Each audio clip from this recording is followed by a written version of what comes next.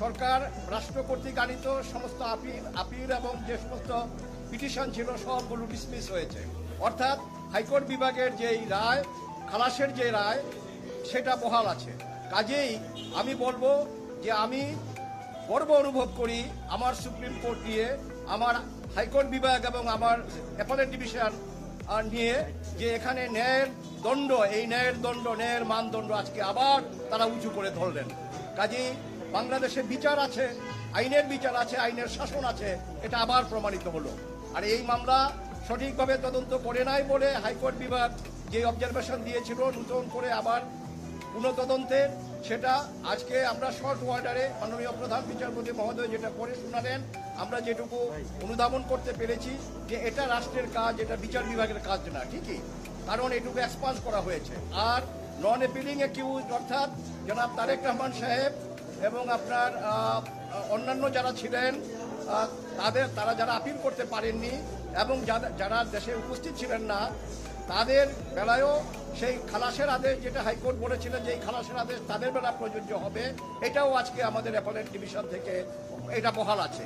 কাজেই আমরা বলতে পারি তার জনাব তারেক রহমান সাহেব সহ অন্যান্য যারা আছেন তারা এই মামলা থেকে বেকসুর খালাস, এবং এই মামলায় আর কোনো সাজা কারো রায়।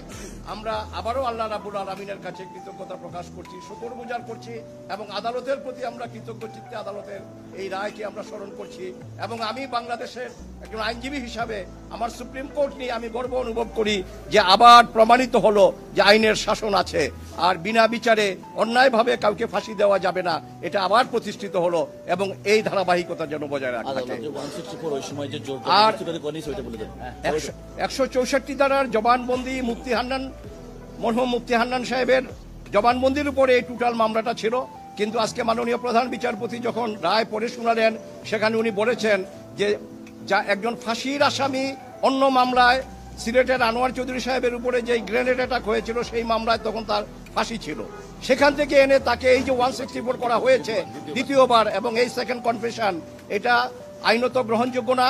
এবং এখানে সবচেয়ে বড় কথা যেটা স্বতঃস্ফূর্তভাবে করা বা ভলান্টারিনেস, যেটা এই মামলায় উনি বলেছেন শুধু মুফতি হান্নান না, অন্যান্য যে সমস্ত স্বীকারোক্তিগুলো ছিল এগুলো একটাও ভিতরেও ওনারা ভলান্টারিনেস খুঁজে পান নাই, অর্থাৎ এগুলো স্বেচ্ছায় তারা করেননি। কাজে স্বেচ্ছায় যদি না করে তাহলে সেই স্বীকারোক্তির কোনো মূল্য নাই।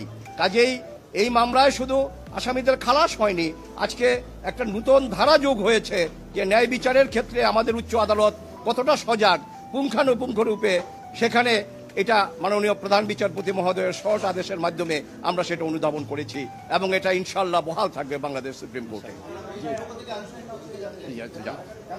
হ্যাঁ বলেন।